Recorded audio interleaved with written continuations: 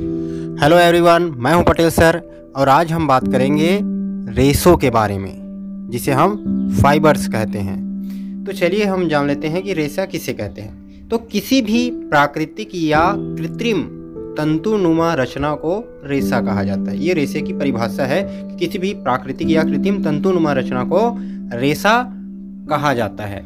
तो रेशे जो होते हैं वो मुख्य रूप से दो प्रकार के होते हैं, प्राकृतिक रेशा और कृत्रिम रेशा।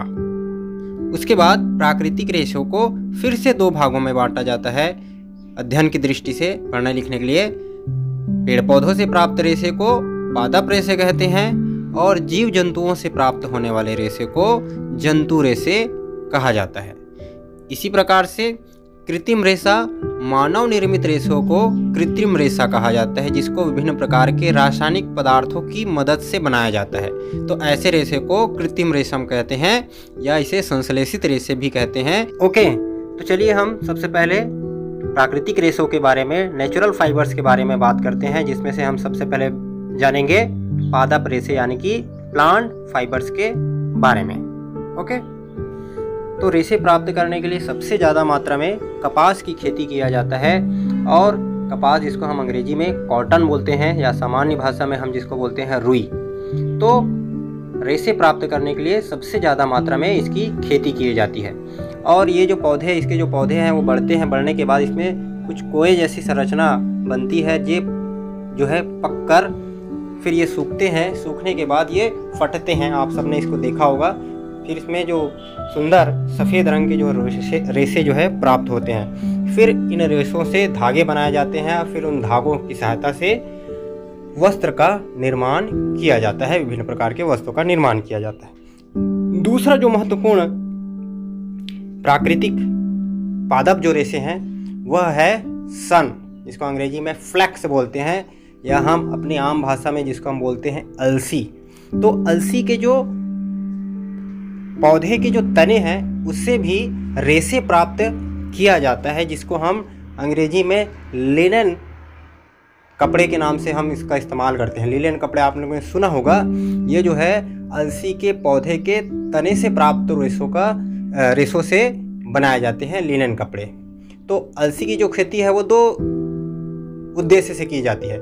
एक अलसी के बीज जिससे तेल प्राप्त किया जाता है और विभिन्न प्रकार के अन्य उससे इस्तेमाल होता है, और दूसरा जो है इससे कपड़े बनाने के लिए भी इससे रेशे का निर्माण करते हैं। अगला जो पौधों से प्राप्त होने वाले जो रेशे हैं वह है सेमल। तो सेमल के भी पौधे होते हैं। इसके पौधे से कोए निकलते हैं, बड़े बड़े कोए निकलते हैं, और इस कोए जब पक जाते हैं, आप देख रहे हैं, तो इससे जो है बहुत ही सुंदर चमकीले रेशे निकलते हैं। स्फुटन होता है, फटते हैं तो, और इसका इस्तेमाल जो है तकिए बनाने में, गद्दे बनाने में प्रयोग किया जाता है। क्योंकि ये ज़्यादा मजबूत नहीं रहता, इस कारण से इसका इस्तेमाल वस्त्र बनाने के लिए नहीं किया जाता। इसके अलावा इससे चटाई का भी निर्माण किया जाता है। नारियल से भी रेशा प्राप्त किया जाता है और इसके रेशे से मुख्य रूप से ज़्यादातर मजबूत रस्सियाँ बनाने के काम आती हैं। आपने इसका इस्तेमाल आपने भी ज़रूर किया होगा। इसके अलावा इससे चटाई है, दरी है, गलीचे हैं, ये सभी बनते हैं। इसके अलावा पादप रेशों का इस्तेमाल अन्य कामों के लिए किया जाता है। तो ये थे पादप रेशे के कुछ महत्वपूर्ण उपयोग। बात करते हैं जंतुओं से प्राप्त होने वाले रेशे। तो जो जानवर से जो भी रेशे प्राप्त होते हैं उसको ऊन कहा जाता है। और ऊन जो है, बहुत सारे प्रमुख जो जानवर हैं जिनसे ऊन प्राप्त करते हैं उनमें से है एक भेड़। तो भेड़ का पालन जो है दो रूपों में किया जाता है। एक तो मांस प्राप्त करने के लिए भी किया जाता है, साथ ही साथ उनके रेशे प्राप्त करने के लिए, ऊन निर्माण के लिए भी इसका पालन किया जाता है। तो आप देख रहे हैं इनके कितने रोएदार बाल होते हैं। तो इसका इस्तेमाल जो है ज़्यादातर गर्म कपड़े का निर्माण करने के लिए इसका उपयोग किया जाता है। इसके अलावा बकरी है, तो बकरी से भी मांस प्राप्त करने के लिए इसका पालन किया जाता है, साथ ही साथ ऊन। लेकिन सभी बकरियों से ऊन प्राप्त नहीं होता। कश्मीर की एक पश्मीना प्रजाति की जो बकरी है, इसके अलावा अंगोरा प्रजाति की जो बकरी है, इससे बहुत ही उत्तम किस्म का ऊन प्राप्त किया जाता है, जो कि बहुत ही गर्म नर्म मुलायम होता है और इसके कारण से ये काफ़ी महंगे भी होते हैं, पश्मीना प्रजाति के जो बकरी से जो प्राप्त रेशम है। इसके अलावा खरगोश की भी कुछ प्रजातियां हैं जिससे ऊन प्राप्त किया जाता है।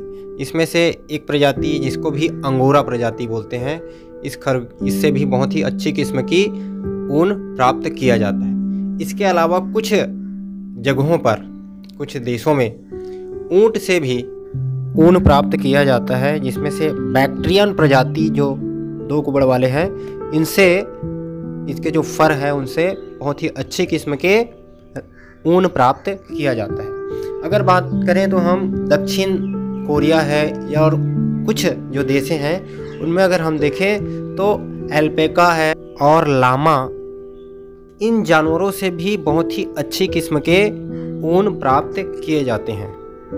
अगला एक महत्वपूर्ण जो रेशा हमको प्राप्त होता है वो कीड़े से प्राप्त होता है, जिसे हम लोग कहते हैं रेशम कीट, जिसे हम जो प्राप्त होता है उसे हम कहते हैं कोसा अपनी सामान्य भाषा में, जिसको कोकून कहा जाता है, कोसा।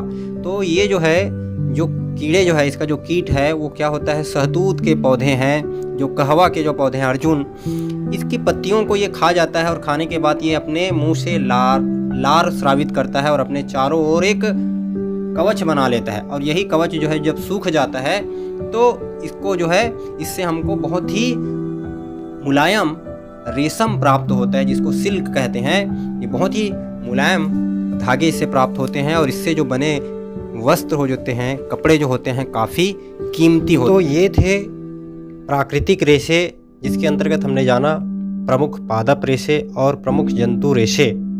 अगले वीडियो लेक्चर में हम कृत्रिम रेशे, जिसे संश्लेषित रेशे कहते हैं, मानव निर्मित रेशों के बारे में जानेंगे। वीडियो अच्छा लगा हो तो लाइक करें, शेयर करें and subscribe my channel. Thank you.